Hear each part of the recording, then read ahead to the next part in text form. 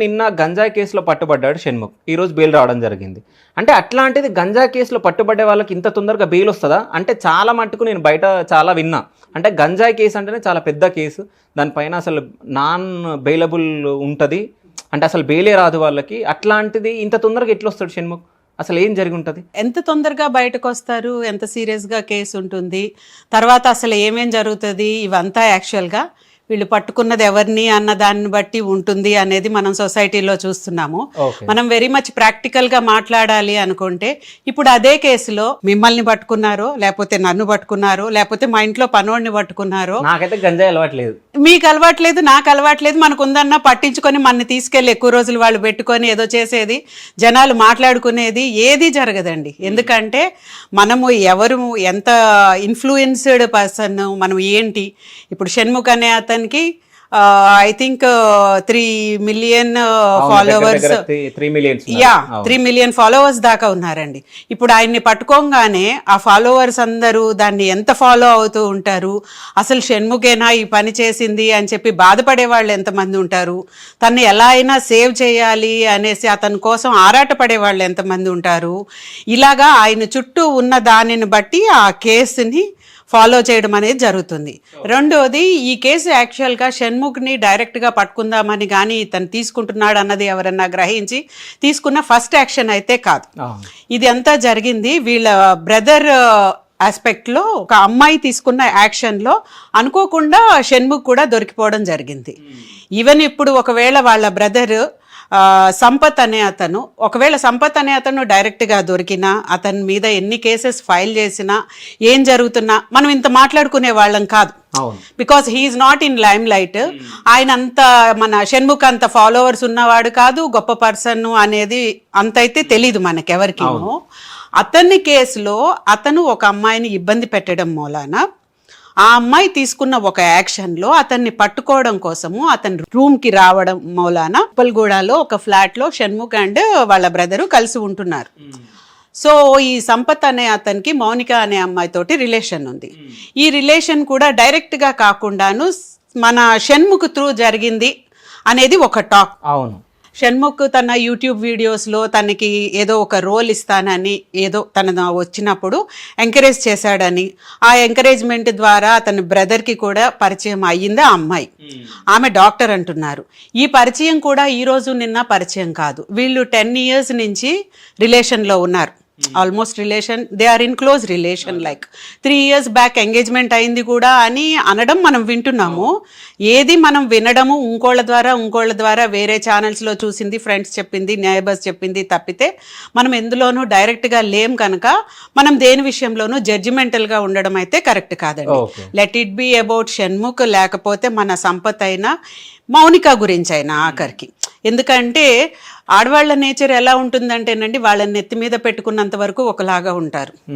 Any time మీరు వాళ్ళ పట్ల ఇంట్రెస్ట్ తగ్గించారనుకున్నా, ఇంకోళ్ళ సైడ్ వెళ్తున్నారనుకున్నా, మనం కొంతమంది లేడీస్ని చూస్తూ ఉంటాము. వాళ్ళు ఎంత కోపాన్ని పెంచుకున్నారు అనే దానికి రీజన్ వెతికితే తన హస్బెండో, బాయ్ ఫ్రెండో, వాళ్ళ మదర్కో, సిస్టర్కో, లేకపోతే ఇంకోళ్ళు ఎవరికో ఎక్కువ ఇంపార్టెన్స్ ఇచ్చి తినకు కొంచెం తగ్గించారు అన్న ఫీలింగ్ కూడా తను డైజెస్ట్ చేసుకోలేదు.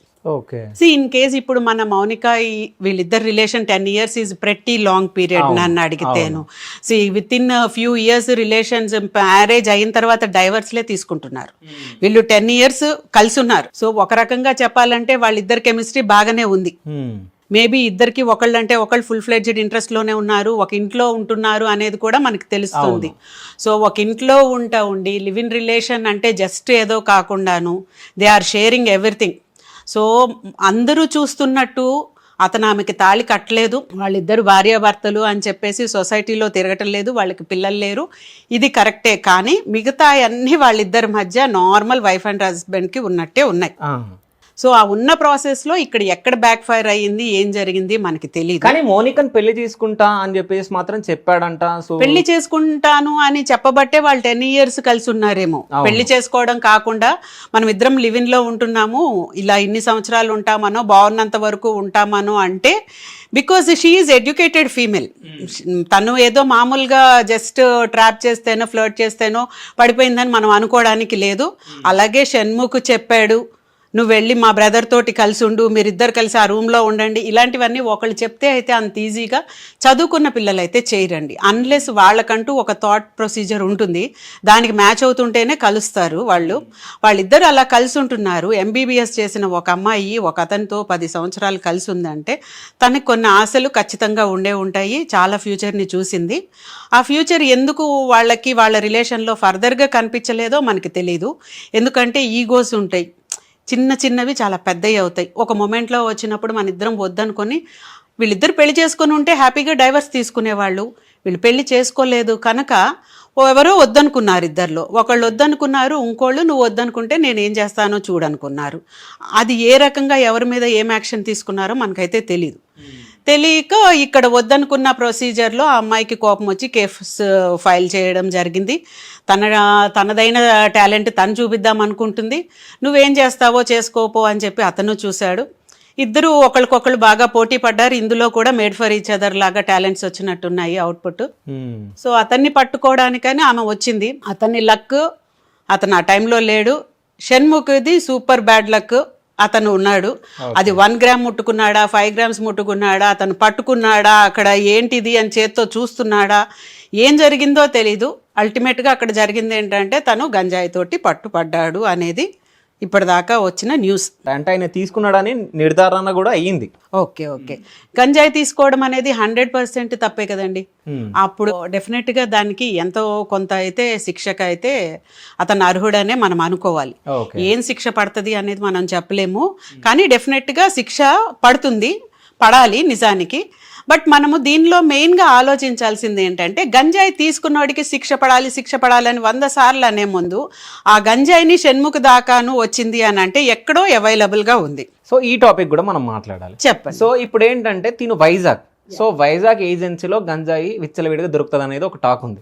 సో అక్కడ నుంచి తిను వైజాగ్ కాబట్టి వైజాగ్ నుంచి తెచ్చుకున్నాడేమో తినే అని కూడా మాట్లాడుతున్నారు.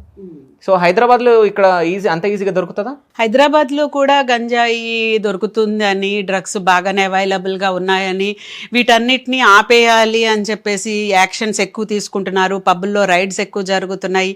ఇవన్నీ రీసెంట్గా మనం వింటున్నామండి. ఏదైనా సరే గంజాయి తీసుకునే వాడికి ఎంత పనిష్మెంట్ ఉన్నా డెఫినెట్గా దానికన్నా ఎక్కువ అది అమ్ముతున్న వాడికి ఉండాలి. రెండోది పనిష్మెంట్ సివియారిటీ మామూలుడికి ఒకటి, సెలబ్రిటీకి ఒకటి, ఇంకోటి అనేది కూడా మనకి బాగా తెలుస్తూ ఉంది తేడా. ఈ గంజాయి అనేది అవైలబుల్గా ఉండకూడదు అని చెప్పి వీటికి సెపరేట్ సెక్షన్ 1985లో నార్కెట్ ఒక సెపరేట్ సెక్షన్ పెట్టి అందులో వీళ్ళని పనిష్ చేయడానికి ట్రై చేస్తున్నారు. సో ఎంత ట్రై చేస్తున్నా సరే ఇది ఎలా అయిపోతుందంటే గంజాయి అనేది ఇప్పుడు మీరు, నేను, మరొకళ్ళు మనం చాలా ఈజీగా తీసుకోమని చెప్తాం, వాటి జోలికి పోము. క్లాస్ ఆఫ్ ఫ్యామిలీ అనేది ఒకటి తేడా పడుతుంది, మనం పెరిగిన విధానమో లేకపోతే ఇంకొకటి. అన్నిటినీ మించి మనం సెలబ్రిటీలు కాదు, మనని ఎవరు ఫాలో అవ్వట్లేదు, మనకి ఏ క్రేజ్లు అంత రేంజ్లో ఉండవు. పెద్ద వాళ్ళు ఇలాంటి పనులు చేస్తాము, చాలా మంది పిల్లలు చూస్తున్నారు ఇవాళ రేపు. సో ఒక కేసులో ఇప్పుడు గంజాయి గురించే అనుకోండి, ఇట్లాంటి కేసుల్లో నిజం ఎంత అనుకున్నా అబద్ధం ఎంత ఉందనుకున్నా కానీ మనం రాణాని చూసాం, రకుల్ ప్రీత్ని చూసాం, ఇలా చాలా సెలబ్రిటీస్ ఒకళ్ళిద్దరు కదండి. మనం అలా లెక్కలోకి వెళ్ళిపోతే చాలా మందిని మనం చూస్తూ వచ్చాం. సో వీళ్ళందరినీ ఏం పనిష్ చేశారు? చేయలే.